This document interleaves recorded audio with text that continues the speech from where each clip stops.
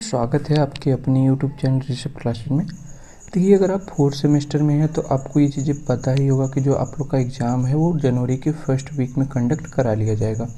तो जिन भी स्टूडेंट ने अभी तक बिल्कुल तैयारी नहीं की है उनके लिए मैं एक सीरीज़ लेके आया हूँ, जिसमें मैं आपके जो PYQ और वेरी शॉर्ट टाइप क्वेश्चन है उसको क्या करने वाला हूँ, पर कराने वाला हूँ। तो आप लोग बस वीडियो से जुड़े रहिएगा। अगर वीडियो अच्छी लगती है तो वीडियो को लाइक करिएगा और अपने दोस्तों के साथ भी शेयर करिएगा। देखिए, ये जो फर्स्ट वीडियो आप लोग के बीच में PYQ का जाने वाला है, जो कि आपके फर्स्ट पेपर का होगा पवन सीरीज का। बाकी मैं कुछ चीज़ें आप लोग को एक्सप्लेन भी करने वाला हूँ, तो आप लोग ध्यान से चीज़ों को सुनिएगा और उसको एक कापी और कलम पे नोट डाउन करते चलिएगा। भरोसा रखिए, अगर आपने ये PYQ का पूरा सेशन देखा तो आपको जो अति लघुत्तरी प्रश्न है वो करने की ज़रूरत नहीं पड़ने वाला है। बस आपको जो चीज़ें बताई जाए उसको नोट डाउन करते चलिए और जो चीज़ें नहीं समझ में आए कमेंट बॉक्स में पूछ लीजिएगा, ठीक है। बाकी कोई डाउट रहता है तो आप मुझसे जुड़ सकते हैं। जुड़ने के लिए मैंने लिंक वगैरह दे रखा है। तो आइए स्टार्ट करते हैं बिना किसी देरी के। हाँ, एक चीज़ और मैं बता दूं कि जो आप लोग का ये PYQ सेशन होने वाला है ना, ये 2 पार्ट में होने वाला है। तो एक पार्ट में मैं लगभग 60 से 70 क्वेश्चन कराने वाला हूँ और दूसरे पार्ट में भी 60 से 70 क्वेश्चन कराने वाला हूँ, ठीक है। तो आइए स्टार्ट करते हैं। तो देखिए, जैसा कि आप लोग को दिख रहा होगा कि ये पवन सीरीज का होने वाला है। अगर आप लोग कहेंगे तो मैं राजन का भी करा दूंगा। फोर्थ सेमेस्टर का है जो प्रथम प्रश्न पत्र क्या है कि आरंभिक स्तर पर भाषा एवं गणित के पाठन लेखन तथा संख्यापूर्ण संबोधो क्षमताओं का विकास, ठीक है। तो आइए स्टार्ट करते हैं बिना किसी देरी के। देखिए, ये सारे क्वेश्चन आपके प्रीवियस ईयर होने वाले हैं, तो आप लोग ध्यान से देखिएगा। फर्स्ट क्वेश्चन क्या है कि स्वर्ण का उच्चारण स्थान क्या है, 2023 में पूछा गया। तो चीज़ों को ध्यान से देखते चलिएगा। फर्स्ट क्या है कि स्पर्श, कंठ, ओष्ठ और मूर्धा। यहाँ पे क्या ऑप्शन होगा, मूर्धा सही हो जाएगा। लेकिन मैं मूर्धा के संबंध में आप लोग को कुछ चीज़ें और बताता हूँ, उसको नोट डाउन कर लीजिए। देखिए, मूर्धा से जो उच्चरित होने वाले वर्ड है ना, बेसिकली आपको एक तो पता चल गया कि आपका जो स वर्ड है वो क्या होता है, मूर्धा से उच्चरित होता है। बाकी आपकी जो ऋषि होता है ये भी मूर्धा से उच्चरित होने वाला वर्ड है। और आपका जो ट वर्ग का मतलब ट ठ ड ढ अड़। अगर मैं वर्ग की बात करूँगा तो उस लाइन में आने वाले जितने भी वर्ड होंगे वो उनके अंदर इंक्लूड होंगे, ठीक है। बाकी आपका र होगा और आपका स बता ही दिया हूँ। तो ये कुछ वर्ड है जो कि क्या होते हैं, आपके मूर्धा से उच्चरित होते हैं। तो ये चीज़ें आप लोग लिख लीजिएगा, ये अति लघुत्तरी में भी पूछा जा सकता है, ठीक है। यहाँ पे देखिए, एक चीज़ और आपको दिख रहा होगा कि कंठ से, देखिए कंठ से उच्चरित होने वाले जो वर्ड होते हैं ना, वो अकुह विसर्जनीय नाम कंठ है। एक सूत्र होता है संस्कृत का, जिसका मतलब होता है यहाँ पे कंठ से उच्चरित होने वाले छोटा अ और बड़ा अ। और यहाँ पे जो क वर्ग होता है ना, वर्ग का मतलब मैंने बताया क ख ग घ अंगा, ठीक है। तो क वर्ग और आपका जो ह होता है और अंग, यहाँ पे अंग अह या फिर जिसको हम विसर्ग कहते हैं वो क्या होता है कि कंठ से उच्चरित होता है, ठीक है। अगला चीज़ क्या है कि स्पर्श। देखिए, स्पर्श व्यंजन बेसिकली हिंदी वर्णमाला में जो स्पर्श व्यंजनों की संख्या है ना वो 25 होती है। क से लेकर म तक के जो वर्ड होते हैं उनको हम स्पर्श व्यंजन कहते हैं। और स्पर्श व्यंजन ये होता है ना, जैसे कि जब हम किसी वर्ड का उच्चारण करते हैं तो जब हमारा जीवा जो होता है मुख के किसी भी भाग से टच करता है, तो जब टच करता है किसी वर्ड का उच्चारण करते टाइम तो हम उसको क्या कहते हैं, स्पर्श व्यंजन कहते हैं। तो स्पर्श व्यंजनों की संख्या कितनी है, 25 है, ठीक है। और यहाँ पे देखिए, ओष्ठ से उच्चरित होने वाले वर्ड क्या होते हैं, तो उपपद्मनीय नाम ओष्ठ, जिसका अर्थ होता है कि छोटा ऊ और बड़ा ऊ। और आप लोग का जो हमारा जो यहाँ पे प वर्ग होता है वो भी किससे उच्चरित होता है, ओष्ठ से, ठीक है। तो ये चीज़ें याद रखिएगा, ये चीज़ें पूछी जा सकती है। अगला क्वेश्चन क्या है कि अगला क्वेश्चन यहाँ पे देखिए आप लोग को दिख रहा होगा कि निम्नलिखित में से स्वर नहीं है। देखिए, स्वर क्या होता है, बेसिकली ऐसे वर्ण जो स्वतंत्र रूप से उच्चरित होते हैं उन्हें स्वर कहते हैं, और जो स्वर की सहायता से उच्चरित होते हैं उन्हें हम व्यंजन कहते हैं। तो यहाँ पे स्वर की बात हुई है तो स्वर नहीं है। तो स्वर देखिए, छोटी ई भी स्वर है, ओ भी स्वर है और ऊ भी स्वर है, लेकिन क क्या है, स्वर नहीं है। क्योंकि क किससे बना है, क धन अ से। जब क धन अ से मिलकर बना है तो ये इसलिए क्या हुआ कि व्यंजन हो गया, बाकी सब स्वर हैं। तो यहाँ पे ऑप्शन द क्या हो जाएगा, सही हो जाएगा। ये भी 2023 में पूछा गया है, तो ध्यान रखिएगा। नेक्स्ट क्वेश्चन पे चलते। क्वेश्चन नंबर 3 यहाँ पे क्या कर रखा है कि संयुक्त व्यंजन है। देखिए संयुक्त व्यंजन ऐसे वर्ड जो दो व्यंजनों से मिलकर बने होते हैं उनको हम संयुक्त व्यंजन कहते हैं। हिंदी वर्णमाला में जो संयुक्त व्यंजनों की संख्या है वो 4 है। तो हम आगे बात करेंगे। बाकी यहाँ पे पूछा कि संयुक्त व्यंजन हैं, तो यहाँ पे देखिए ख क्या है, ख क्या है, यहाँ पे ख की बात करें तो ख का उच्चारण होने वाला वर्ड क्या है, अभी हमने बताया जो क वर्ग होता है वो कंठ से उच्चारित होता है और इसको हम स्पर्श व्यंजन भी कहते हैं। तो फ भी नहीं है, प भी नहीं है, प तो हमारा ओठ से उच्चारित होता है, तो यहाँ पे क्या हो जाएगा छ। तो छ हमारा क्या हो जाएगा, हमारा संयुक्त व्यंजन हो जाएगा। और छ किससे मिलकर बना है, कभी कभी पूछता है, तो छ जो है वो क और स से मिलकर बना है। ठीक है, तो इसको हम अगर इसको हम तोड़ेंगे तो क्या हो जाएगा, क और श। ये चीज़ें फॉर्मेट ऐसा ही रहेगा, तो ये चीज़ों को याद रखिएगा। अगला क्वेश्चन चलते हैं, क्वेश्चन नंबर 4। देखिए क्वेश्चन नंबर 4 आप लोग का दे रखा है 2023 में, ये भी पूछा गया कि वर्ड कितने प्रकार के होते हैं। देखिए वर्ड बेसिकली 2 प्रकार के होते हैं जिसको कि हम स्वर और व्यंजन कहते हैं। स्वर और व्यंजन का परिभाषा हमने आपको बताया ही है, तो चीज़ों को ध्यान में रखिएगा। अगला क्वेश्चन चलते हैं, क्वेश्चन नंबर 5। क्वेश्चन नंबर 5 यहाँ पे क्या कह रखा है कि देखिए क्वेश्चन नंबर 5 कह रखा है कि ज्ञ वर्ण किन 2 वर्डों के मेल से बना है। तो देखिए ज्ञ वर्ण किससे बना है, अभी देखिए हमने बताया कि संयुक्त व्यंजनों की संख्या कितनी है, 4 है। तो पहला तो हमने 6 पढ़ा था, दूसरा क्या है, ज्ञ है। ठीक है, ज्ञ किससे बना है, ज और इ से। ठीक है, ज और इ से मिलकर क्या बना है, ज्ञ बना है। तो ज और इ कहाँ पे दिख रहा है, यहाँ पे दिख रहा है। स ऑप्शन क्या हो जाएगा, बिल्कुल सही हो जाएगा। देखिए ज के नीचे हलंत रहेगा, हलंत नहीं लगाएंगे तो आपका जो ऑप्शन होगा वो गलत मान लिया जाएगा। ठीक है, तो आइए नेक्स्ट क्वेश्चन देखते हैं, क्वेश्चन नंबर 6। क्वेश्चन नंबर 6 यहाँ पे क्या कर रखा है कि निम्नलिखित में से अयोगवाह है। देखिए अयोगवाह क्या है, अयोगवाह जो अंग और अह होता है वो क्या होता है, अयोगवाह। तो यहाँ पे देखिए आ अयोगवाह नहीं है, ई अयोगवाह नहीं है, ए अयोगवाह नहीं है। तो अंग और अह क्या है, ये अयोगवाह है। तो ऑप्शन नंबर स क्या हो जाएगा, सही हो जाएगा। ठीक है, क्वेश्चन नंबर 7 पे चलते हैं। 7 क्वेश्चन क्या है कि आर्य का विलोम है।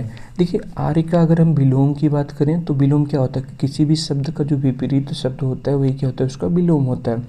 तो आर्य का विलोम क्या हो जाएगा, अनार्य। ठीक है, अंत अगर हम कोई आपसे अंत का विलोम पूछें, तो अति का विलोम पूछें, तो ये चीज़ें आप लोग लिख लीजिएगा। ठीक है, तो ये सब चीज़ें देखिए, जो भी चीज़ें आपको बताई जा रही है ना, तो काफ़ी चीज़ें बहुत ही इंपॉर्टेंट होने वाली है, तो सभी चीज़ों को आप लोग ध्यान से लिखते चलिएगा। ठीक है, तो यहाँ पे नेक्स्ट क्वेश्चन चलते हैं, क्वेश्चन नंबर 8। क्वेश्चन नंबर 8 क्या कर रखा है कि ईड़ा का पर्यायवाची है। देखिए ईड़ा का पर्यायवाची की बात करें तो यहाँ पे देखिए जो सरस्वती है वो ईड़ा का पर्यायवाची होता है। गणेश की पर्यायवाची की हम बात करें तो गणेश का पर्यायवाची देखिए 2-4 पर्यायवाची और लिख लीजिए, पूछा जा सकता है। गणेश का पर्यायवाची जैसे आपका विनायक हो गया, आपका लंबोदर हो गया, आपका गजानन हो गया, आपका गजमुख हो गया। और अगर हम सरस्वती की पर्यायवाची की बात करें तो एक तो आपने ईड़ा पढ़ा, और भी हम पर्यायवाची की बात करें तो जैसे शारदा, वाणी, वेदमाता, ये सब क्या है, सरस्वती के पर्यायवाची हैं। अगर हम रात्रि के पर्यायवाची की बात करें तो देखिए रात्रि का पर्यायवाची क्या होता है, रात्रि का पर्यायवाची जैसे कि हमारा निशा हो गया, रैन हो गया, रजनी हो गया, यामिनी हो गया, तो ये सब क्या है, रात हो गया, ये सब क्या है, रात्रि के पर्यायवाची हैं। प्रातः का पर्यायवाची की अगर हम बात करें तो प्रातः क्या होता है, जैसे सवेरा हो गया, प्रभात हो गया, विधान हो गया, और हमारा भोर हो गया, जैसे अरुणोदय हो गया, ये सब क्या है, हमारे प्रातः के पर्यायवाची हैं। तो ऑप्शन नंबर क्या हो जाएगा, सही हो जाएगा। क्वेश्चन नंबर 9 पे चलते हैं। क्वेश्चन नंबर 9 क्या कह रखा है कि यहाँ पे ध्यान से चीज़ों को देखते चलिएगा, मैं बार बार कर रहा हूँ। ठीक है, तो क्वेश्चन नंबर 9 के वे संख्याएं जो 2 से पूर्ण रूप से विभाजित नहीं होती हैं उन्हें क्या कहते हैं। देखिए क्योंकि ये देखिए सब्जेक्ट जो है ना मल्टीपल सब्जेक्ट है, मतलब कई सारे सब्जेक्ट को इंक्लूड करके ये सब्जेक्ट बनाया गया, तो आपसे मैथ, हिंदी जो भी चीज़ें हैं पूछा जा सकता है। ठीक है, तो यहाँ पे देखिए क्या है, वे संख्याएं जो 2 से पूर्ण रूप से विभाजित नहीं होती हैं। तो देखिए ऐसी संख्याएं जो 2 से पूर्ण रूप से विभाजित नहीं होती हैं उन्हें विषम संख्याएं कहते हैं। ऐसी संख्याएं जो 2 से पूर्ण रूप से विभाजित हो जाती हैं उनको हम सम संख्याएं कहते हैं। ठीक है, और भाज्य संख्या क्या कहते हैं, भाज्य संख्या ऐसी संख्याएं होती हैं जिसके 2 से अधिक गुणनखंड होते हैं, जैसे कि 4। अगर हम 4 का गुणनखंड करेंगे तो क्या होगा, 2, 4 का गुणनखंड 2 गुणे 2 गुणे 1। ठीक है, तो 3 गुणनखंड हो गए, तो ये भाज्य संख्या है। जबकि 2 क्या है, 2 गुणे 1, केवल 2 गुणनखंड है इसलिए ये क्या है, अभाज्य संख्या है। तो ऐसी संख्याएं जिसका केवल 2 ही गुणनखंड हो वो अभाज्य संख्याएं कहलाती हैं। ऐसी संख्याएं जिनका 2 से अधिक गुणनखंड हो वो भाज्य संख्याएं कहलाती हैं। ठीक है। अच्छा, पूर्णांक क्या होता है, जिसको कि हम इंटीजर्स कहते हैं। देखिए पूर्णांक क्या होता है, the set of positive and negative number, मतलब धनात्मक और ऋणात्मक संख्याओं को जो समूह होता है उसको हम पूर्णांक कहते हैं। ठीक है। अपरिमेय संख्या ऐसी संख्या है जिसको हम पी बटा क्यू के रूप में नहीं लिख सकते, उसको अपरिमेय संख्याएं कहते हैं। नेक्स्ट क्वेश्चन चलते हैं, क्वेश्चन नंबर 10। देखिए क्वेश्चन नंबर 10 में क्या कह रखा है कि निम्नलिखित में से परिमेय है। अब देखिए परिमेय संख्या क्या होगा, ऐसी संख्या जो पी बटा क्यू के रूप में लिखी जा सके लेकिन क्यू क्या हो, 0 के बराबर न हो। देखिए 0 के बराबर न होने से अभिप्राय यह है कि हर जो हो 0 ना हो, हर 0 न हो। जैसे कि अगर हम 1/0 पूछ लें ये परिमेय संख्या है तो ये परिमेय संख्या नहीं है, क्योंकि 0 का 1 में भाग देंगे तो अपरिभाषित आ जाएगा, जिसको हम परिभाषित नहीं कर सकते, इनफाइनाइट आ जाएगा। तो इसलिए क्या होगा कि ये परिमेय संख्या है, मतलब परिमेय संख्या नहीं होंगी। ठीक है। अच्छा, लेकिन अगर कोई पूछे 0 परिमेय संख्या है कि नहीं है, तो 0 एक परिमेय संख्या है, क्योंकि 0 को हम 0/1 लिख सकते हैं। ठीक है। अब यहाँ पे पूछा है, देखिए पी बटा क्यू के रूप में नहीं लिखा जा सके लेकिन क्यू क्या हो, 0 ना हो। तो ऐसी संख्याएं कितनी दिख रही हैं आप लोग देख लीजिए। तो यहाँ पे देखिए अगर हम ऐसी संख्याओं की बात करें तो यहाँ पे देखिए 5/4 भी पी बटा क्यू के रूप में लिखा है, लेकिन क्यू 0 के बराबर नहीं है। और 2 से ही 1/4 भी लिखा है। 2 से ही 1/4 को अगर हम फ्रैक्शन के रूप में चेंज करेंगे तो 4 दूना 8 1 9/4, जो कि क्या है, पी बटा क्यू के रूप में है। तो हमारा दोनों ऑप्शन क्या हो जाएगा, सही हो जाएगा। तो द ऑप्शन दिया है कि 1 और 2 दोनों सही हैं। ठीक है। ये भी देखिए 2023 में सारे क्वेश्चन पूछे गए, तो बहुत ही इंपॉर्टेंट होने वाला है। क्वेश्चन नंबर 11 की बात करें तो 11 क्वेश्चन क्या कर रखा है कि निम्नलिखित में से आरोही क्रम है। अब देखिए आरोही क्रम क्या होता है, आरोही क्रम असेंडिंग ऑर्डर होता है, जैसे कि बढ़ते क्रम में। बढ़ता क्रम क्या होता है, जैसे कि सबसे पहले हम सबसे छोटा, फिर उससे बड़ा, फिर उससे बड़ा, फिर उससे बड़ा। जैसे कि आप लोगों ने घर पे सीढ़ियाँ देखी होंगी। सीढ़ी क्या होता है, सबसे पहले आप पहली सीढ़ी पे पैर रखते हैं, उसके बाद दूसरी पे, उसके बाद तीसरी पे, उसके बाद चौथी पे। जबकि इसके विपरीत जब आप उतरते हैं तो सबसे पहले सबसे लास्ट वाली सीढ़ी पे, फिर उससे, फिर उससे, फिर उससे, ऐसे लास्ट में आते हैं। तो हम आरोही क्रम की बात करें तो सीढ़ी पे चढ़ने की प्रक्रिया को आरोही क्रम कहते हैं, मतलब बढ़ते प्रक्रिया को, सबसे छोटा, फिर उससे बड़ा, फिर उससे बड़ा। लेकिन जब हम अवरोही क्रम की बात करेंगे तो अवरोही क्रम में सबसे ऊपर वाला, फिर उससे छोटा, फिर उससे छोटा, फिर उससे छोटा। ठीक है, डिसेंडिंग ऑर्डर होता है। तो आरोही क्रम पूछा है तो देखिए कौन सा सही हो जाएगा। तो यहाँ पे पूछा है 3 6 9 12। तो देखिए सबसे पहले 3 सबसे छोटा है, फिर उससे बड़ा 6 है, उससे बड़ा 9 है, उससे बड़ा 12 है। तो ऑप्शन आ क्या हो जाएगा, सही हो जाएगा। ठीक है। क्वेश्चन नंबर 12 की बात करें। क्वेश्चन नंबर 12 क्या कर रखा है कि गुणे को जिस राशि से गुणा किया जाता है उस राशि को कहते हैं। देखिए जो गुणे को जिस राशि से गुणा किया जाता है उसको हम गुणक कहते हैं, मल्टीप्लायर कहते हैं। जैसे कि देखिए अगर कोई संख्या 4 है, अगर हम 4 को x से गुणा करेंगे तो ये क्या हो जाएगा, गुणक हो जाएगा। ठीक है। बाकी ये देखिए 2023 में ये भी प्रश्न पूछा गया है। क्वेश्चन नंबर 13 पे चलते हैं। ऐसे देखिए इस सेशन से आपको जो प्रीवियस ईयर क्वेश्चन है ना वो भी कवर हो जाने वाला है, तो ये चीज़ें आपके लिए बहुत ही महत्वपूर्ण है। क्वेश्चन नंबर 13 की बात करें तो 9687 में 6 का स्थानीय मान पूछा है। तो अगर हम 6 का स्थानीय मान या स्थान पूछा है तो क्या होगा, देखिए 7 का स्थान क्या होगा, इकाई का होगा, 8 का दहाई का होगा, 6 का सैकड़ा का होगा, जबकि 9 का क्या हो जाएगा, हजार का हो जाएगा। ठीक है। तो ऑप्शन क्या हो जाएगा हमारा, बिल्कुल सही हो जाएगा। क्वेश्चन नंबर 14 पे चलते हैं। 14 क्या कर रखा है कि मोर शब्द का समानार्थी शब्द है। देखिए मोर शब्द का जो समानार्थी शब्द है ना वो क्या है कि हमारा देखिए चित्रांग क्या होगा, नहीं होगा, माधुरी भी नहीं होगा, सीखी होगा। तो मोर का जो समानार्थी शब्द है वो क्या हो जाएगा, सीखी हो जाएगा। ठीक है। विविधा भी नहीं होने वाला है। तो क्वेश्चन नंबर हम 15 पे चलते हैं। क्वेश्चन नंबर 15 क्या कर रखा है कि गणित की मूल्य संक्रियाएं हैं। तो ये गणित की जो मूल्य संक्रियाएं होती है ना वो 4 होती हैं, जो कि गुणा, जोड़, घटाना और भाग। देखिए भाग, गुणा, जोड़, घटाना एक क्रम में कहें तो ये होता है, जो कि 4 संक्रियाएं होती है। यही आपसे पूछा गया है। ये देखिए ये क्वेश्चन 22 में पूछा है, तो यहाँ से आपके 22 का क्वेश्चन भी स्टार्ट हो गया। तो आप चीज़ों को ध्यान से देखिए और लिखते चलिए। क्वेश्चन नंबर 16 पे चलते हैं कि मूल स्वर हैं। देखिए मूल स्वर जिसको कि ह्रस्व स्वर भी कहते हैं, हर्ष स्वर भी कहते हैं। और यहाँ पे क्या होता है कि जो हमारे मूल स्वर होते हैं उनकी संख्याएं 4 होती हैं। तो यहाँ पे क्या हो जाएगा, ऋषि भी हो जाएगा, छोटा ई और ऊ, ये क्या हो जाएंगे, ह्रस्व स्वर हो, मतलब मूल स्वर हो जाएंगे। ठीक है।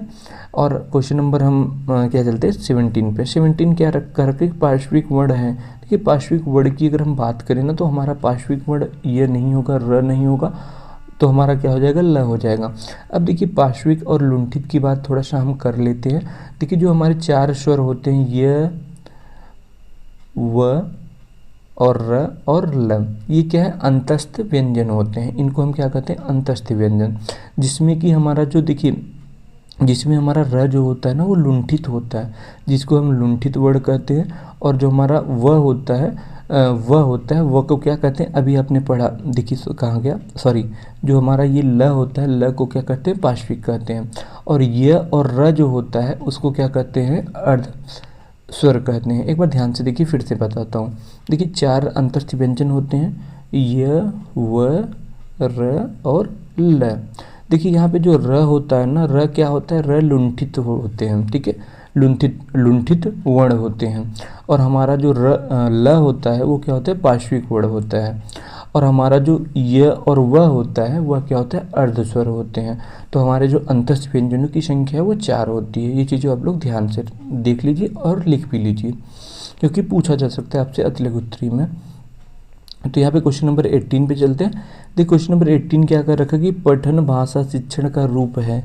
देखिए पठन भाषा शिक्षण के मतलब कि जो हमारा पढ़ाने का जो शिक्षण होता है, जो कौशल होता है, वो पेडागॉजिकल जो अप्रोच होता है, लैंग्वेज होता है, वो क्या होता का रूप क्या है। तो देखिए मौलिक है, व्यवहारिक है, शैक्षिक है और इनमें से कोई नहीं। तो यहाँ पे जो व्यवहारिक हो जाएगा, देखिए पठन भाषा शिक्षण का जो रूप होता है ना वो व्यवहारिक होता है, हमेशा वो व्यवहार पर डिपेंड करता है।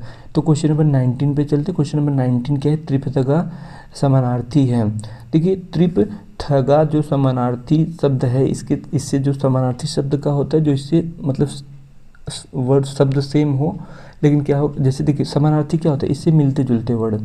तो इससे मिलते जुलते शब्द क्या है, इससे मिलते जुलते शब्द क्या है, गंगा की है, यमुना की है, लक्ष्मी की है, सरस्वती की है। तो हमारा जो गंगा का समानार्थी शब्द है वो क्या है, त्रिपथगा है। ठीक है, तो ये चीज़ें आप लोग ध्यान में रखिएगा, 2022 में ये भी प्रश्न पूछा गया है। क्वेश्चन नंबर 20 पे चलते हैं। देखिए क्वेश्चन नंबर 20 क्या कर रखा कि मर्च का विलोम है। तो यहाँ पे मर्च का विलोम क्या हो जाएगा, अमर्त्य हो जाएगा। ठीक है। और अगर हम मृत्यु के विलोम की बात करें तो मृत्यु का विलोम जन्म होता है। जागृत का क्या होता है, सुषुप्ति होता है, सुषुप्ति। और ये कई बार पूछा गया। ठीक है, सुषुप्ति। ठीक है, तो ये कई बार प्रश्न पूछा गया, तो ये चीज़ें आप लोग ध्यान में रखिएगा। कभी कभी पूछ लेता है कि सुषुप्ति का विलोम, तो जागृत हो जाएगा, जागृत का सुषुप्त हो जाएगा। ठीक है। मरण का क्या होता है, मरण का जो हमारा विलोम होता है वो जीवन होता है। तो यहाँ पे ऑप्शन ब क्या हो जाएगा, बिल्कुल सही आंसर हो जाएगा। क्वेश्चन नंबर 21 पे चलते हैं। क्वेश्चन नंबर 21 क्या है कि योजक चिन्ह है। योजक चिन्ह मतलब दो शब्दों को जोड़ने के लिए जो चिन्ह का प्रयोग किया जाता है उसको हम योजक चिन्ह कहते हैं। तो यहाँ पे योजक चिन्ह क्या है कि अ है, अ तो पूर्ण विराम है, ये क्या है कि यहाँ पे क्या है, प्रश्नवाचक चिन्ह है, और यहाँ पे स तो है ही नहीं, यहाँ पे द है। तो हमारा योजक चिन्ह देखिए, जैसे कि राम और श्याम, तो यहाँ पे राम और श्याम के बीच में क्या योजक चिन्ह लग जाएगा। तो ऐसे हम योजक चिन्ह का यूज करते हैं। ठीक है। नेक्स्ट क्वेश्चन चलते हैं, क्वेश्चन नंबर 22। क्वेश्चन नंबर 22 क्या कर रखा कि दीर्घ आयु वाक्य है। देखिए दीर्घ आयु हो, देखिए दीर्घ आयु हो, तो इस जो वाक्य है इससे ही स्पष्ट होता है कि कोई व्यक्ति किसी को दीर्घायु होने के लिए आशीर्वाद दे रहा है। तो आशीर्वाद कैसे दिया जाता है, मन से दिया जाता है, भाव से दिया जाता है और इच्छा से दिया जाता है। जैसे देखिए किसी व्यक्ति के अगर हमारे मन में नहीं है कि हम आप, जैसे कि कोई आपका पैर छुआ, तो पैर छूने के बाद क्या करेंगे, आप आशीर्वाद उसको देंगे। आशीर्वाद मेरे कहने पे थोड़ी ना देंगे, आशीर्वाद अपनी इच्छा से देंगे। तो यहाँ पे जो दीर्घ आयु हो ये कैसा वाक्य है, ये इच्छा वाक्य है। ठीक है, इच्छा सूचक वाक्य है। तो यहाँ पे आज्ञा सूचक की बात, आज्ञावाचक की बात हो ही नहीं रही, निषेध का कोई बात ही नहीं, संकेत कोई कर ही नहीं रहा है। ठीक है, तो हमारा ऑप्शन सही हो जाएगा। क्वेश्चन नंबर 23 पे चलते हैं। तो वत्स्यर्थ ध्वनि है। देखिए वत्स्यर्थ ध्वनि की अगर हम बात करें ना, तो आपका जो यह वह है, ये वत्स्यर्थ ध्वनि नहीं है, यह वह अर्धस्वर है, अभी हमने आपको बताया है। स ख स है भी नहीं है, ई ड़ भी नहीं है, न ल स, ये क्या है, वत्सर्य ध्वनि है। वत्सर्य ध्वनि होते हैं क्या, देखिए ऐसे व्यंजन होते हैं जिनको उच्चारित करने के लिए जिह्वा को ऊपर वत्सर्य कटक से छुआ जाता है। ठीक है, उसको क्या कहते हैं, वश्चर्य ध्वनि कहते हैं। जैसे कि देखिए न होता है, र होता है, श होता है, ज होता है, ल होता है, ये सब क्या है, वश्चर्य ध्वनि है। ठीक है, तो ये चीज़ें आप लोग ध्यान में रखिएगा। और क्वेश्चन नंबर 24 पे चलें तो अयोगवाह के भेद हैं। देखिए अयोगवाह के जो भेद होते हैं ना, वो अनुस्वार भी होता है, अनुनासिक भी होता है और विसर्ग भी होता है। तो ऑप्शन नंबर द क्या हो जाएगा, बिल्कुल सही हो जाएगा। क्वेश्चन नंबर 25 पे चलते हैं। 25 क्या कर रखा है कि 4389 में दहाई वाला अंक है। देखिए दहाई वाला अंक, इकाई वाला तो 9 है, दहाई वाला क्या है, 8 है। तो ऑप्शन अ क्या हो जाएगा, बिल्कुल सही हो जाएगा। ये क्वेश्चन 2022 में पूछा गया। देखिए कितने लड्डू जैसे प्रश्न पूछे गए आपके पेपर में। तो आप लोग को अगर बेसिक तैयार है तो आप लोग को पढ़ने की बिल्कुल ज़रूरत नहीं है, बस एक बार आप रिवाइज कर लीजिए, चीज़ें ऑटोमेटिक आपके दिमाग में कंठस्थ हो जाएंगी। ठीक है, क्वेश्चन नंबर 26 पे चलते हैं। देखिए अंतरण व्यंजन है। देखिए अंतरण व्यंजन की अगर हम बात करें तो यहाँ पे क्या है कि क क्या है, अंतरण व्यंजन है, नहीं, स नहीं, और यहाँ पे बड़ा सा ये भी नहीं। हमारा क्या आंसर हो जाएगा, ये। ठीक है, यह क्या है, अंतरण व्यंजन।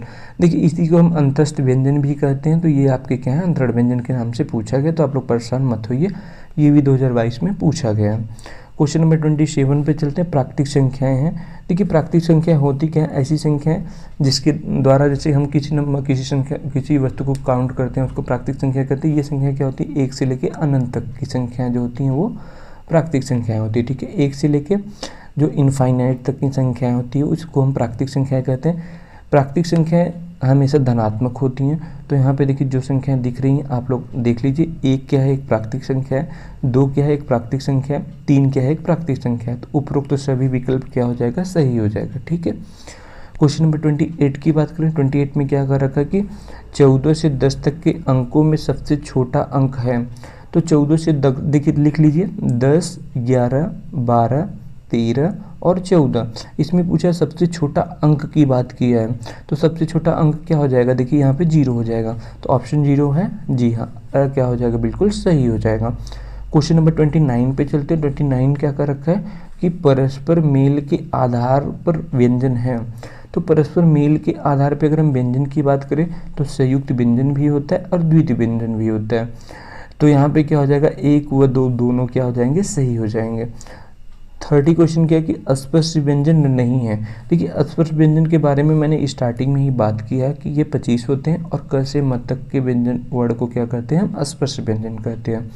तो यहाँ पे देखिए प क्या अस्पष्ट व्यंजन है, क अस्पष्ट व्यंजन है, छ अस्पष्ट व्यंजन है, ये अस्पष्ट व्यंजन है। तो बताइए कौन सा अस्पष्ट व्यंजन है, जी हाँ, जो हमारा ये है क्या है, अस्पष्ट व्यंजन है।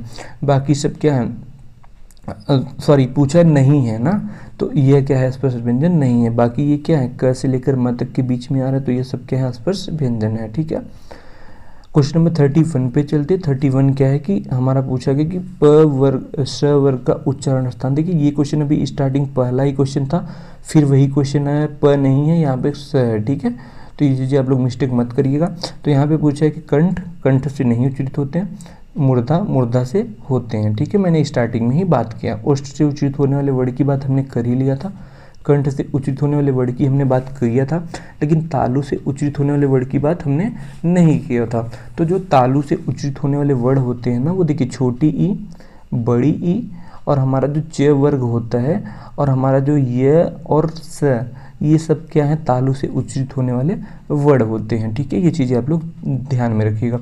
च वर्ग का मतलब ये है च, छ, ज, झ, इ। ठीक है, इ तो नासिका से भी उच्चरित होता है, तो ये चीज़ें आप लोग ध्यान में रखिएगा, च वर्ग याद रखिएगा, चीज़ें क्लियर हो जाएंगी। और यहाँ पे देखिए क्वेश्चन नंबर 32 क्या कर रखा है। 32 कह रखा कि ज्ञ वर्ण किन दो वर्डों के मेल से बना है। देखिए ध्यान से देखिए, यहाँ पे पूछा गया कि जो ज्ञ वर्ड है वो किन दो वर्डों के मेल से बना है। तो ज्ञ के बारे में हमने बताया था कि ज और इ से मिलकर बना है। ज्ञ जो है वो ज और इ से मिलकर बना है। तो ठीक है, ज में हलंत लगना अनिवार्य है, अगर हलंत नहीं लगाएंगे तो क्वेश्चन गलत हो जाएगा। तो यहाँ पे देखिए ऑप्शन नंबर से क्या हो जाएगा, बिल्कुल सही हो जाएगा। ठीक है, क्वेश्चन नंबर 33 पे चलते हैं। 33 क्या कर रखा है कि अंग और अह वर्ण कहलाते हैं। अंग और अह वर्ण क्या कहलाते हैं, केवल स्वर कहलाते हैं, नहीं। केवल व्यंजन, नहीं। उत्क्षिप्त व्यंजन, बिल्कुल नहीं। उत्क्षिप्त व्यंजनों की संख्या 2 होती है, ढ और अण। ठीक है, तो ये चीज़ें आप लोग ध्यान में रखिएगा। तो यहाँ पे अयोग हुआ, जी हाँ, तो ऑप्शन नंबर द क्या हो जाएगा, सही हो जाएगा। देखिए क्वेश्चन नंबर 34 की बात करें तो 34 में आप लोग देख सकते हैं कि साइलेंट मूक मौन वर्ड का प्रयोग होता है। ठीक है, तो जो साइलेंट वर्डों का जो यूज होता है वो अंग्रेजी भाषा में होता है, हिंदी भाषा में होता है, संस्कृत भाषा में होता है कि उपयुक्त सभी भाषाओं में होता है। तो जो हमारा ऑप्शन होगा, अंग्रेजी भाषा में अधिकतर जो होता है वो साइलेंट वर्ड का यूज होता है, आप लोग को भी पता होगा।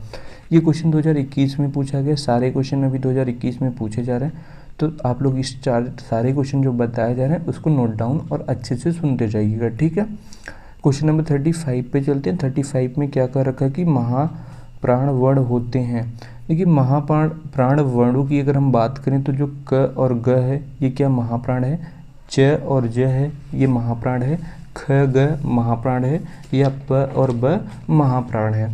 तो देखिए महाप्राण में वर्णों की अगर हम बात करें तो इससे पहले हम दो चीज़ों पे बात करते हैं, अल्पप्राण और महाप्राण। देखिए अल्प प्राण और महाप्राण की बात करें तो जो अल्प हमारा आप लोग को पता होगा कि जो क, ख, ग, घ और अंग जो हिंदी वर्णमाला में जो हमारे वर्ड होते हैं, इनको अगर हम एक क्रम में लिखें तो ये कुछ क्रम बन के सामने आता है।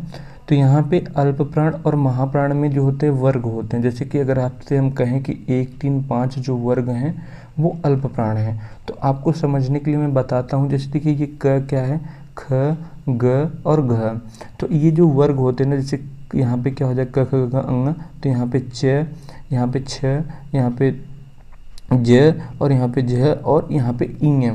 तो देखिए ये जो इस वर्ग में जितने भी वर्ण आएंगे ना ये क्या हो जाएंगे, अल्प प्राण, मतलब 1, 3 और 5। ठीक है, ये क्या हो जाएंगे, हमारे अल्प प्राण हो जाएंगे।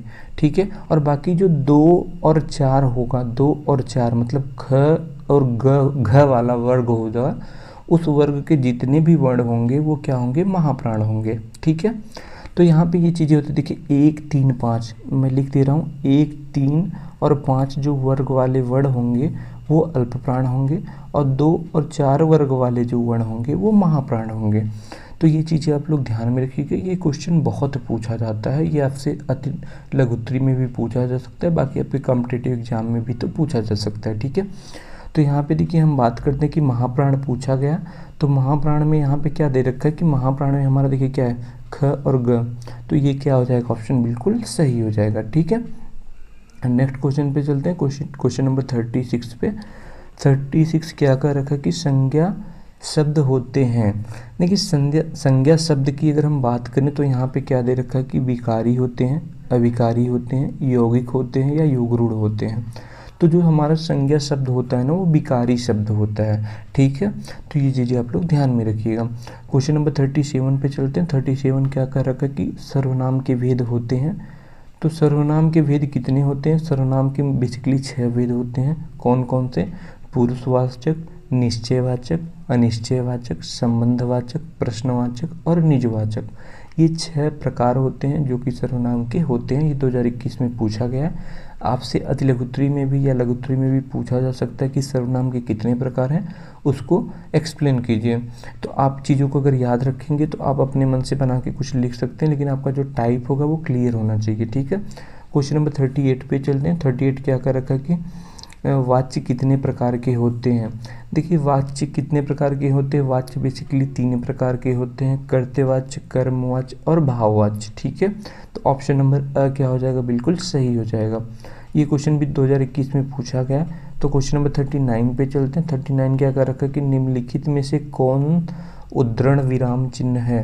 तो उद्धरण विराम चिन्ह क्या होता है, देखिए उद्धरण विराम चिन्ह भी 2 प्रकार के होते हैं, एक एकहरा होता है और एक दोहरा होता है। देखिए एकहरा उद्धरण विराम चिन्ह का जो यूज होता है ना, बेसिकली जो आपका जैसे किसी का नाम या लेखक का नाम ऐसे कुछ लिखने के लिए जो उद्धरण मतलब एकहरा का यूज होता है, जिसको कि ऐसे रिप्रेजेंट करते हैं। बट दोहरा का विराम चिन्ह का जो यूज होता है, जैसे कि कोई कोटेशन लिखना हो, जैसे कि किसी पैराग्राफ में जो इम्पोर्टेंट हमारे सेंटेंस होते हैं, वाक्य होते हैं, उनको इंडिकेट करने के लिए क्या करते हैं हम कि जो दोहरा उद्धरण चिन्ह होता है उसका यूज करते हैं। ठीक है, तो ये चीज़ें आप लोग ध्यान में रखिएगा। तो हमारा क्वेश्चन नंबर क्या हो जाएगा कि यहाँ पे क्या उद्धरण विराम चिन्ह, तो हमारा ऑप्शन क्या हो जाएगा, सही हो जाएगा। ठीक है, क्वेश्चन नंबर 14 की बात करें तो 40 की बात करें तो क्या कह रखा है कि संबोध निर्माण का चरण है। देखिए संबोध निर्माण का जो चरण होता है ना वो मिलान करना भी होता है और तुलना करना भी होता है। तो एक और दो दोनों सही हो जाएंगे, यहाँ पे दे रखा है एक हुआ और दोनों, ठीक है। क्वेश्चन नंबर 41 पे चलते हैं। 41 क्या कर रखा है कि संबोध शब्द होते हैं। संबोध शब्द क्या होते हैं? वस्तुओं तथा घटनाओं के बारे में अनुभव कराते हैं, ज्ञात से अज्ञात के क्रम में अनुभव कराते हैं, अवधारणा या संबोध निर्माण हेतु प्रत्यक्षीकरण, मूर्त अमूर्त के क्रम में अनुभव। तो देखिए जो संबोध होते हैं ना वो क्या होते हैं? मूर्त अमूर्त के क्रम में अनुभव कराते हैं। तो ऑप्शन नंबर द क्या हो जाएगा? बिल्कुल सही हो जाएगा, ठीक है। तो नेक्स्ट क्वेश्चन पे चलते हैं। क्वेश्चन नंबर 42 क्या कर रखा है कि संख्या 6 5 3 4 2 में 7 8 4 4 3 जोड़ने पर प्राप्त संख्या के हजार वाली संख्या है। तो इसमें देखिए बेसिकली क्या करना है, आपको जोड़ना है और जो उसकी हजारवीं संख्या उसको बता देना है। तो देखिए हम जोड़ते हैं, आपको देखिए क्या है, 65 है, 34 है और 2 है, ठीक है। इसमें जोड़ना कितना है? 78 44 और 3 को, ठीक है। अगर हम इसको जोड़ेंगे तो क्या हो जाएगा? 3 2 5 हो जाएगा, 4 4 8 हो जाएगा और 4 3 7 हो जाएगा, 8 5 13 हो जाएगा। 13 का कितना होगा? 3 बचा 1, 6 दूनी 12, 1 13, 1 14, कितना हो जाएगा? 14। तो पूछा है हजारवां अंक ना, तो एक दी देखिए इकाई हो गया, ये दहाई हो गया, ये सैकड़ा और ये हज़ार। तो हजारवां अंक कितना हो जाएगा? 3, ठीक है। यहाँ पे देखिए आप लोग देख भी सकते हैं कि जो हजारवां अंक क्या है? 3 है। तो ऑप्शन 3 कहाँ है? ब है, तो ये सही हो जाएगा। नेक्स्ट क्वेश्चन पे चलते हैं। क्वेश्चन नंबर 43 क्या कर रखा है कि संख्या 6 5 3 4 को 7 से भाग देने पर भागफल एवं शेषफल निम्न में से क्या होगा? तो आइए भाग दे के देखते हैं। 65 34 में अगर हम 7 से भाग देते हैं तो कितना आता है? देखिए अगर हम 7 से भाग देंगे 65 34 में तो कितना आएगा? आप लोग भाग दे के देख भी सकते हैं, ऐसे क्वेश्चन पूछे जाते हैं, ठीक है। तो ये चीज़ें आप लोग को ध्यान में रखना चाहिए। और जिसकी अगर कई लोग होते हैं ना छोटे मोटे डाउट रह जाते हैं कई बार, तो भाग में तो वो दिक्कत कर देते हैं। तो आप लोग चीज़ों को देख लीजिएगा, ठीक है। तो अगर हम 7 का भाग देंगे तो 65 ऐसा पहाड़ा पढ़ेंगे कि क्या 65 से ज़्यादा ना हो। तो क्या हो जाएगा? 7 9 63, यहाँ पे 63 लिखेंगे। बचेगा कितना? 5 में से 3 गया 2, 6 में से 6 गया 0। तो हम क्या करेंगे? 3 को लिखेंगे यहाँ, बचेगा मतलब यहाँ पे हो जाएगा 23। अब यहाँ पे 7 त्रिक 21, 3 बार लेके जाएंगे, यहाँ पे 21 लिखेंगे। 3 में से 1 जाएगा, 2 बचेगा और यहाँ पे 2 में से 2 जाएगा 0। तो फिर 2 के नीचे क्या करेंगे? 4 को उतारेंगे, तो यहाँ पे क्या हो जाएगा? 24। अब देखिए फिर ऐसा पहाड़ा 7 का पढ़ेंगे कि 24 से ज़्यादा ना हो। 7 त्रिक 21, तो यहाँ पे फिर 3 बार जाएगा, तो यहाँ पे क्या हो जाएगा? 4 में से 1 जाएगा, 3 बचेगा और 2 में से 2 जाएगा 0। तो शेषफल कितना बचेगा? 3। और हमारा जो भागफल आएगा वो कितना आ जाएगा? 933। तो 933 भागफल और शेषफल कितना है? 3। तो क्वेश्चन नंबर 44 पे चलते हैं। तो 44 क्या कर रखा है कि एक आयल मिल है जिसकी वार्षिक इनकम कितनी है? 39 77 96 है, तथा दूसरे आयल मिल की जो वार्षिक इनकम है वो 24 67 59 है। तो जो पहले मिल की वार्षिक आय होगी वह दूसरे से कितनी अधिक होगी? तो ये पूछा कि पहले से दूसरे का जो इनकम होगा वो कितना अधिक होगा। तो यहाँ पर देखिए पहले आयल मिल की जो वार्षिक आय है, अगर उसमें से हम दूसरे आयल मिल की वार्षिक आय घटा देंगे तो जितना आंसर आएगा वही क्या हो जाएगा? अधिकता हो जाएगी। तो अगर हम 39 77 96 माइनस 24 67 59 करेंगे तो क्या हो जाएगा? देखिए देख लीजिए यहाँ पे 16 में से 9 जाएगा, यहाँ पे 7 बचेगा और फिर यहाँ पे देखिए बचेगा कितना? 5 में से तो 3 37 0 3। तो ऑप्शन ब क्या हो जाएगा? बिल्कुल सही हो जाएगा। आप लोग करके देख लीजिएगा, तो यही ऑप्शन सही होगा, ठीक है। घटाना है, बस पहले में से दूसरे को घटा देना है। तो क्वेश्चन नंबर 45 पे चलते हैं। देखिए घटाने में थोड़ा सा टाइम जाता है, इसलिए हम आपको बता दिए घटा के मन में, आप लोग भी घटा लीजिएगा। 45 क्या है कि छत्रंग्या व्यंजन है। देखिए छत्रंग्या व्यंजन कैसे हैं? इस व्यंजन के बारे में अभी ने हमने आपको बताया था कि ये सारे संयुक्त व्यंजन हैं। और हमने देखिए ऑलरेडी आपका जो 2 व्यंजन है ज्ञ और आपके 6 थे आई थिंक, तो उसका जो किस 2 वर्णों से मिलकर बना है उसके बारे में भी मैंने आपको बताया था। तो यहाँ पे मैं आपके चारों वर्णों के बारे में बता रहा हूँ, तो ये चीज़ें ध्यान से सुनिएगा क्योंकि ये सारे एक ना एक आपके एग्जाम में हर साल पूछे जाते हैं। तो तो अगर देखिए 6 की बात करें तो 6 किससे मिलकर बना है, हमने बताया था क और स से मिलकर हमारा 6 बना है। अगर हम त्र की बात करें तो त्र किससे मिलकर बना है, त और र से मिलकर हमारा त्र बना है। और अगर हम ज्ञ की बात करें तो ज्ञ किससे मिलकर बना है, ज और इ से, ठीक है, ज और इ से।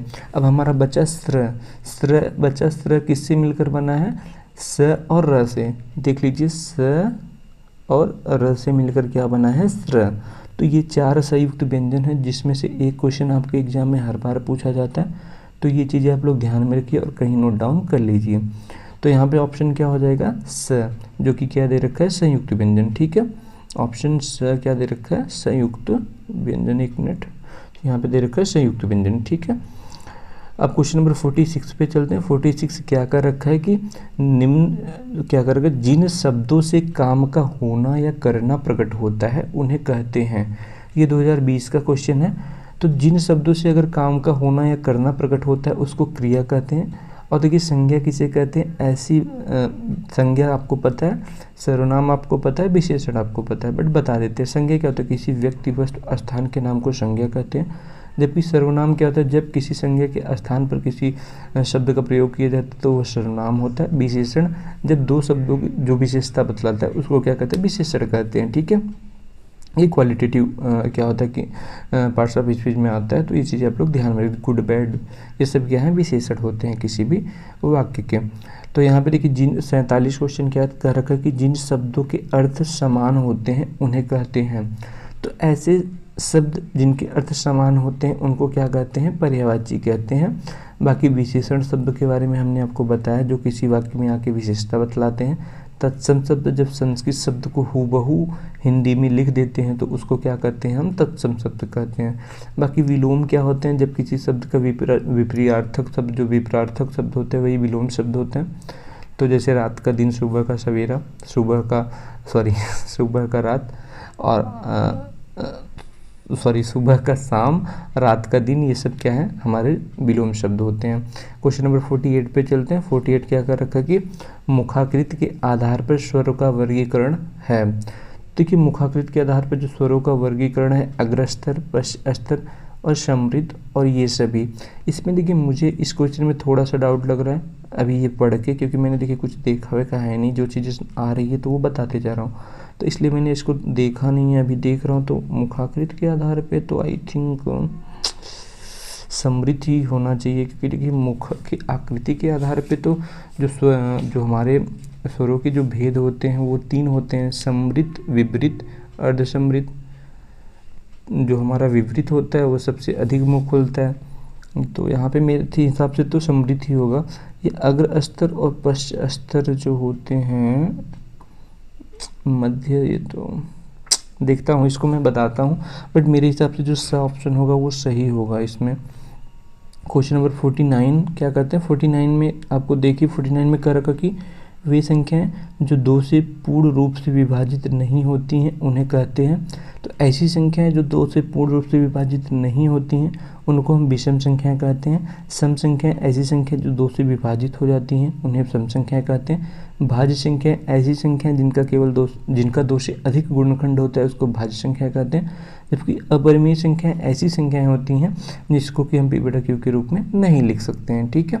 तो क्वेश्चन नंबर 50 पे चलते हैं। क्वेश्चन नंबर 50 क्या कर रखा है कि एक परिमेय संख्या को किस रूप में व्यक्त किया जा सकता है। तो देखिए मैंने बताया था किसी भी परिमेय संख्या को हम पी बटा क्यू के रूप में व्यक्त करते हैं, लेकिन क्यू 0 के बराबर नहीं होना चाहिए, मतलब क्यू क्या होना चाहिए, 0 नहीं होना चाहिए, ठीक है। ये सारे क्वेश्चन 2020 में पूछे गए। 51 क्या कर रखा कि शून्य की खोज कहाँ हुई थी। तो शून्य की खोज जो हुई थी वो भारत में हुई थी। द ऑप्शन क्या हो जाएगा, बिल्कुल सही हो जाएगा। क्वेश्चन नंबर 52 पे चलते हैं। 52 क्या कर रखा कि 990 में 9 का स्थानीय मान है। 990 में अगर हम 9 का स्थानीय मान की बात करें तो 9 का स्थानीय मान 90 भी होगा, मतलब 9 गुणे 10 भी होगा और 9 गुणे 100 भी होगा, ठीक है। तो यहाँ पे क्या हो जाएगा कि यहाँ पे देखिए 9 गुणे 10 भी होगा और 9 गुणे 100 भी होगा। तो ऑप्शन में 10 और 100 दोनों है, तो दोनों ऑप्शन क्या हो जाएंगे, सही हो जाएंगे। तो ऑप्शन नंबर सी क्या हो जाएगा, बिल्कुल सही हो जाएगा। क्वेश्चन नंबर 53 पे चलते हैं। 53 क्या करेगा कि आंचल में है दूध और आंखों में पानी, यह कथन किसका है। देखिए यह कथन जो है मैथिली शरण गुप्त जी का कथन है। तो ऑप्शन नंबर अ क्या हो जाएगा, बिल्कुल सही हो जाएगा। क्वेश्चन नंबर 54 की बात करें तो 1 से 9 तक की संख्याओं का ज्ञान छोटे छात्रों को किन माध्यमों से कराया जा सकता है। देखिए, खेल के माध्यम से भी कराया जा सकता है, कविता के माध्यम से भी कराया जा सकता है, और मूर्त वस्तुओं को देकर भी उन्हें काउंटिंग या किसी नंबर का ज्ञान करा के भी उनको कराया जा सकता है। मूर्त क्या होता है, जिसको कि हम टच कर सकते हैं। तो ऐसी वस्तुओं के द्वारा भी बच्चों को क्या किया जा सकता है कि 1 से 9 तक की संख्याएं सिखाई जा सकती हैं। जैसे कि बचपन में क्या होता था कि जैसे कि मिट्टी को भिगो के उसकी छोटी छोटी गोलियां बना के, तो वहाँ पे काउंटिंग होता था। आप लोग कौड़ी खेले होंगे, वहाँ पे भी चीज़ें काउंटिंग होती थी। तो बहुत सारी चीज़ें हैं जहाँ पे चीज़ों को काउंटिंग करके हम क्या करते हैं, इसलिए सीख सकते हैं। तो यहाँ पे उपरोक्त सभी विकल्प क्या हो जाएगा, सही हो जाएगा। क्वेश्चन नंबर 55 पे चलते हैं। 55 क्या कर रखा है कि निम्नलिखित में से दंती व्यंजन है। देखिए, दंती व्यंजन की अगर बात करें तो यहाँ पे क्या दंती व्यंजन है, प दंती है, ढ दंती व्यंजन है, और न। तो देखिए, दंती व्यंजन क्या होता है, न होता है। न को बोलिए, न न न, तो क्या आ जाएगा, दंती व्यंजन। ठीक है। क्वेश्चन नंबर 56 पे चलते हैं। 56 क्या कर रखा कि सबसे छोटी सम अभाज्य संख्या है। सबसे छोटी जो सम अभाज्य संख्या होती है वो क्या होती है, 2 होती है। ठीक है, क्योंकि 2 का केवल कितना गुणनखंड है, 2। तो ऐसी संख्या जिनका केवल 2 गुणनखंड हो उसको अभाज्य संख्याएं कहते हैं। मैं बार बार बता रहा हूँ क्योंकि चीज़ें आपको याद हो जाएंगी। क्वेश्चन नंबर 57 पे चलते हैं। 22 का 34 से गुणा करने पर जो गुणनफल होगा वो क्या होगा। जब 22 का 37 से हम 34 से गुणा करेंगे तो 4 दूनी 8, 22 गुणे 34, तो 4 दूनी 8, 4 दूनी 8, 4 दूनी 8, 3 दूनी 6, 3 दूनी 6, तो यहाँ पे 8, 8 6 14, 4। तो ये ऑप्शन नंबर अ क्या हो जाएगा, बिल्कुल सही हो जाएगा। ठीक है। क्वेश्चन नंबर 58 पे चलते हैं। गणित की जो मूल संख्याएं हैं, तो गणित की जो मूल संख्याएं वो कौन कौन सी है, जोड़ घटाना गुणा भाग, मैंने बताया था। तो ऑप्शन अ और ब दोनों सही हो जाएंगे। तो ऑप्शन स क्या हो जाएगा, सही हो जाएगा। क्वेश्चन नंबर हम चलते हैं 59 पे। 59 देखिए, क्वेश्चन क्या कर रखा कि त वर्ग का उच्चारण स्थान है। तो त वर्ग के उच्चारण स्थान कौन सा है। देखिए, मैंने अभी आपको सारे उच्चारण स्थान लगभग बता दिए, तो आप लोग चीज़ों को बार बार रिवाइज करिएगा क्योंकि ये हिंदी में और इस सब्जेक्ट में भी आपको नंबर अच्छे खासे दिला सकते हैं। तो त वर्ग का उच्चारण स्थान की बात करें तो स्पर्श व्यंजन है, कंठ से, होष्ठ से या दंत से। तो जो त होता है वो किससे उच्चारित होता है, दंत से। ठीक है। क्वेश्चन नंबर 60 पे चलते हैं। 60 क्या करेगा कि निम्नलिखित में से स्वर नहीं है। तो स्वर के बारे में मैंने बताया था, स्वर कौन से नहीं है। अ स्वर है, ई स्वर है, ऊ स्वर है, लेकिन इ क्या है, यह एक व्यंजन है। इ का उच्चारण किससे होता है, नासिका से होता है। ठीक है। इंगमणा नाम नासिका च। तो जो भी हमारे पंचमाक्षर होते हैं उनका उच्चारण किससे होता है, नाक से होता है। 61 पे चलते हैं। 61 क्या कर रखा कि 6 वर्ण किन 2 वर्णों के मिश्रण से बना है। तो 6 किससे बना है, 6 हमारा क और स से मिलकर बना है। 62 पे चलते हैं। निम्नलिखित में से अयोगवा है। अयोगवा कौन सा है, अयोगवा जो है हमारा होता है अंग और अह क्या होते हैं, अयोगवा होते हैं। तो ऑप्शन स क्या हो जाएगा, बिल्कुल सही हो जाएगा। क्वेश्चन नंबर 63 पे चलते हैं। 63 क्या कर रखा है कि वाक्य के गुण होते हैं। देखिए, वाक्य का गुण सार्थकता भी होता है, क्रमबद्धता भी होता है और योग्यता भी होता है। तो उपरोक्त सभी क्या हो जाएगा, बिल्कुल सही हो जाएगा। क्वेश्चन नंबर 64 पे चलते हैं। मुझसे बैठा नहीं जाता उदाहरण है। देखिए, मुझसे बैठा नहीं जाता ये उदाहरण किसका है, एक भाववाच्य का है। भाव को देखिए हम थाली में परोस नहीं सकते हैं, तो ये सारे जो भी चीज़ें आपको थाली में नहीं परोस सकते, अभी मैं आपको ट्रिक बताने वाला हूँ। जब मैं अतिलघुत्री पढ़ाऊंगा तो चीज़ों को ध्यान से देखिए। अभी आप लोग इन चीज़ों को देखते चलिए। तो ऑप्शन क्या हो जाएगा, स बिल्कुल सही हो जाएगा। क्वेश्चन नंबर 65 पे चलते हैं। क्वेश्चन नंबर 65 क्या है कि उत्क्षिप्त वर्ण है। उत्क्षिप्त वर्ण कौन से होते हैं, य और वह उत्क्षिप्त वर्ण है, ढ और ड उत्क्षिप्त वर्ण है, ड और ढ उत्क्षिप्त वर्ण है, ट और ठ उत्क्षिप्त वर्ण है। देखिए, ये दोनों तो सेम है, ये दोनों सेम है, लेकिन दोनों में डिफरेंट क्या है। देखिए कि उत्क्षिप्त व्यंजनों के नीचे ना एक बिंदी लगी होती है। ठीक है। तो ये चीज़ें आप लोग ध्यान में रखिएगा। अगर हम ऐसे नॉर्मली ऐसे लिख दें और पूछें ये उत्क्षिप्त व्यंजन है, तो ये उत्क्षिप्त व्यंजन नहीं होते हैं। तो ऑप्शन नंबर ब क्या हो जाएगा, बिल्कुल सही हो जाएगा। 66 पे चलते हैं। 66 क्या करके श्वास के आधार पर व्यंजनों का वर्गीकरण होता है। तो देखिए, श्वास के आधार पर जो व्यंजनों का वर्गीकरण होता है वो 2 होता है, अल्प प्राण और महाप्राण। अल्प प्राण क्या होते हैं 135, महाप्राण क्या होते हैं 24। ठीक है, तो ये चीज़ें मैंने आपको बताया था, 1, 3, 5 अल्प प्राण और 2 और 4 क्या है, ये महाप्राण है। तो ये चीज़ें आप लोग लिखते चलिए और याद करते चलिए। क्वेश्चन नंबर 67 पे चलते हैं। भाषा का भेद है, तो भाषा का भेद क्या है, लिखित, मौखिक, अ और ब दोनों। तो अ और ब क्या है, दोनों ऑप्शन सही हैं। 2019 में ये सारे प्रश्न पूछे गए, तो आप लोग ध्यान से देखते चलिएगा। देखिए क्वेश्चन बहुत रिपीट होते हैं, अगर क्वेश्चन आपके हूबहू नहीं रिपीट होंगे तो आपके ऑप्शन में से क्वेश्चन रिपीट होते हैं। तो आप लोग अगर सीरीज को अच्छे से कर लेंगे तो आपके 90% क्वेश्चन जो होंगे यहीं से बचते हैं। ठीक है, क्वेश्चन नंबर 68 पे चलते हैं। यहाँ पे क्या कर रखा है, किसी वाक्य के पूर्णता का विराम चिन्ह लगता है। किसी वाक्य के पूर्णता का विराम चिन्ह कब लगता है, पूर्ण विराम चिन्ह। ठीक है, तो ऑप्शन नंबर ब क्या हो जाएगा, बिल्कुल सही हो जाएगा। क्वेश्चन नंबर 69 पे चलते हैं। 69 क्या कर रखा कि बिना सोचे समझे अधिक खर्च करने वाले के लिए एक शब्द। तो बिना सोचे समझे जो अधिक खर्च करता है उसको हम कहते हैं अपव्ययी। तो अपव्ययी कहाँ है, यहाँ पे स। तो ऑप्शन नंबर स क्या हो जाएगा, बिल्कुल सही हो जाएगा। ठीक है, नेक्स्ट क्वेश्चन पे चलते हैं। Question number 17। क्वेश्चन नंबर 70 क्या है कि किसी संख्या के दाहिनी और शून्य रखने पर वह संख्या बढ़ जाती है। देखिए किसी भी संख्या के अगर हम दाहिनी और शून्य रखेंगे तो वो संख्या 10 गुनी बढ़ जाती हैं। तो ऑप्शन नंबर अ क्या हो जाएगा, बिल्कुल सही हो जाएगा। क्वेश्चन नंबर 71 पे चलते हैं। 71 क्या कर रखा कि 3 अंकों की सबसे बड़ी संख्या होती है। 3 अंकों की जो सबसे बड़ी संख्या होती है वो 999 होती है। सबसे छोटी संख्या 100 होती है। तो ये चीज़ें आप लोग ध्यान में रखिएगा। हम बात करते हैं कि क्वेश्चन नंबर 72 की। 72 क्या कर रखा कि 34 78 में सैकड़े वाली संख्या है। तो ये देखिए ये तो इकाई वाली है, 7 दहाई वाली और 4 क्या है, सैकड़े वाली। तो ऑप्शन नंबर स क्या हो जाएगा, बिल्कुल सही हो जाएगा। क्वेश्चन नंबर 73 पे चलते हैं। 73 क्या कर रखा कि 10 तक के अंकों में सबसे छोटा अंक क्या हो जाएगा, 0 हो जाएगा। क्वेश्चन नंबर 74 पे चलते हैं। निम्नलिखित में से शुद्ध शब्द है। देखिए शुद्ध शब्द अंताक्षरी है, अंत्याक्षरी है, अन्ताक्षरी है, अंतछरी है। तो कौन सा शब्द सही है, ब क्या है, बिल्कुल सही है। तो यहाँ पे क्वेश्चन नंबर 75 पे चलते हैं। पठन की प्रक्रिया में उचित आरोह अवरोह का समावेश न होने का प्रमुख कारण है। तो देखिए जो प्रमुख कारण है, शीघ्रता से पठन, भाव को समझकर न पढ़ना, अधिक तेज आवाज में पढ़ना। तो उपरोक्त सभी क्या हो जाएगा, बिल्कुल सही हो जाएगा।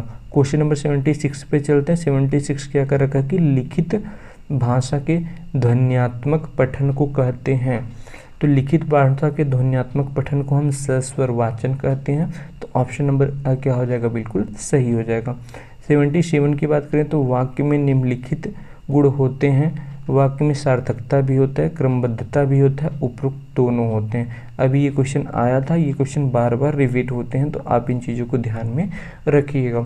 नेक्स्ट पार्ट हम जल्दी आपको प्रोवाइड कराएंगे।